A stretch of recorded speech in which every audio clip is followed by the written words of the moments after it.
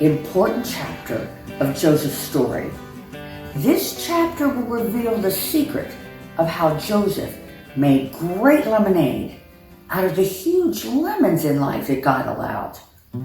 The secret is an all-important X factor that he used with each of the 6 lemon slicers. What is that X factor? Persistence. If the events in Joseph's life could be drawn like a road on a map, it would be a wild path with extreme up and downs and crazy zigzags. His story starts on an up when his father gives him this beautiful coat. Then, seemingly out of nowhere, it goes down when his brothers throw him in a dried up well and then sell him as a slave. Then things go up again because he's purchased by a good master. And because God is blessing everything that Joseph does, Potiphar entrusts the entire household to him. But then again, out of nowhere, Potiphar's wife lies about him and he ends up down in prison.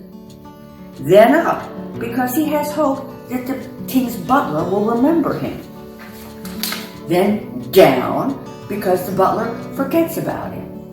Then up because Joseph interprets the king's dreams and is made the second in command of all of Egypt. Now talk about a crazy up and down and twisting road. But then also we have to consider there's another road that we could draw in Joseph's life. A road that represents his attitudes and responses and behavior. And that road is level and smooth and straight. So how do these two vastly different roads represent the same life?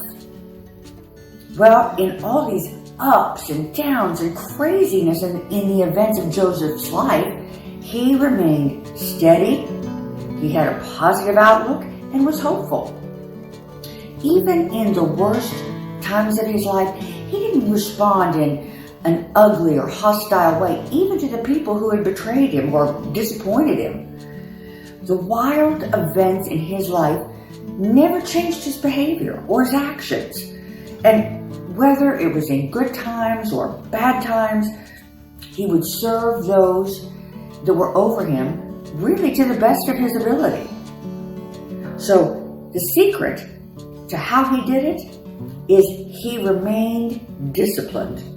He persisted, slicing up the lemons of life with his 6 lemon slicers that we've learned about. And there were probably some others too, but he persisted, first of all, in slicing up the lemons of life with love, knowing that God loved him, and in return, him loving and serving others. He persisted in slicing up the lemons of life by expressing his thoughts and feelings, but in a healthy way for himself and for others. He persisted in slicing up the lemons of life by remembering that God was loving and powerful, and he was able to draw meaning and purpose even out of the hard things that came his way. He persisted in forgiving people in his life, even if they didn't ask for forgiveness or they weren't really sorry. And somehow, he persisted in being thankful and positive towards God, instead of giving in to the temptation to gripe or complain. In every one of those ups and downs in his incredible life, he found a safe place, a place where he could be himself and be encouraged and grow into the person that God had created him to be. Yes, the key to Joseph's amazing life is that he was persistent in practicing the 6 lemon slicers. And because of it, his life was amazing. And in fact, it's so amazing, we're still talking about it thousands of years later.